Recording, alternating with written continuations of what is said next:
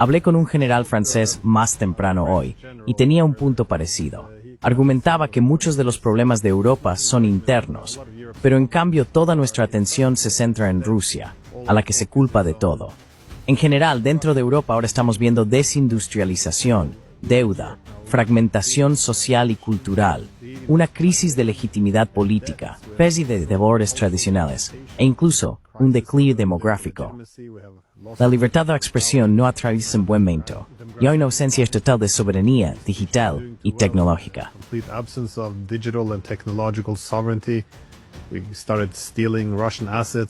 Empezamos a robar activos rusos, a incautar empresas chinas. En esencia, nos convertimos en un estado rebelde a los ojos de gran parte del mundo y perdimos nuestra relevancia. Sin embargo, lo único de lo que hablan nuestros políticos es de la guerra y un poco más de guerra contra Rusia, a pesar de no tener las armas para ganar una guerra así, ni el dinero, ni la voluntad política, ni el apoyo necesarios. Por eso creo que en algún momento los politólogos deberían ser sustituidos por psicólogos, porque no tiene mucho sentido. ¿Pero ves algún paralelismo histórico aquí? Porque parece que cuanto peor nos va, más nos golpeamos el pecho.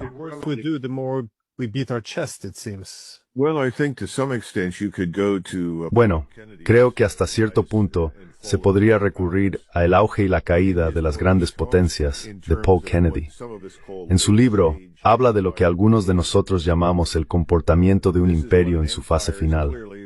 Esto ocurre cuando un imperio o una gran potencia de algún tipo empieza a lanzarse en distintas direcciones hacia el exterior, con la esperanza de apuntalar los muros contra el colapso. Ya sabes, Gran Bretaña, después de la Primera Guerra Mundial, intentó sacar provecho de lo que creía que eran las ganancias imperiales obtenidas como resultado de la derrota de Alemania.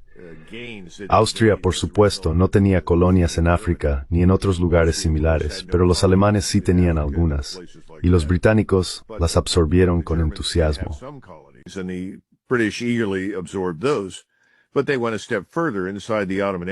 Pero fueron un paso más allá dentro del Imperio Otomano después de crear esos estados artificiales con los que todavía convivimos, Jordania, Irak y demás.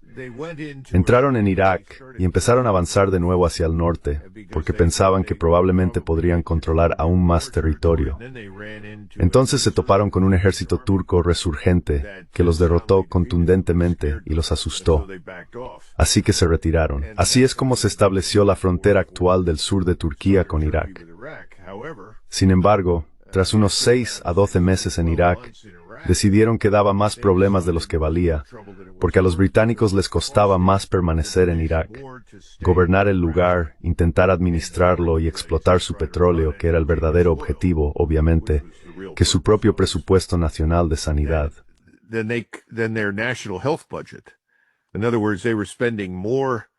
En otras palabras, estaban gastando más en Irak, en el Estado iraquí que crearon para obtener el petróleo, que en el presupuesto nacional de sanidad.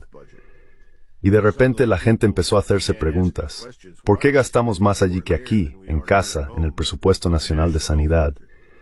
Hay algunos intercambios interesantes de cartas entre Churchill y Lloyd George, y finalmente Churchill dice, más vale que nos vayamos de aquí, esto es un fracaso, vámonos. Creo que eso es un comportamiento propio de un imperio en su fase final. En otras palabras, te aferras a lo que puedas para demostrar tu poder y justificar tu existencia y el statu quo en casa. Así que creo que de eso se trata realmente.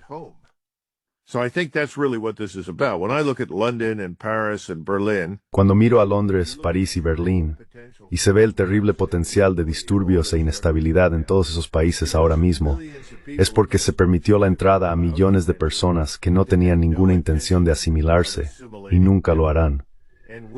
Lo único que pueden hacer es representar una amenaza existencial dentro de esas sociedades, para la existencia de las sociedades que conocemos en esos países, su cultura, su identidad nacional, su modo de vida.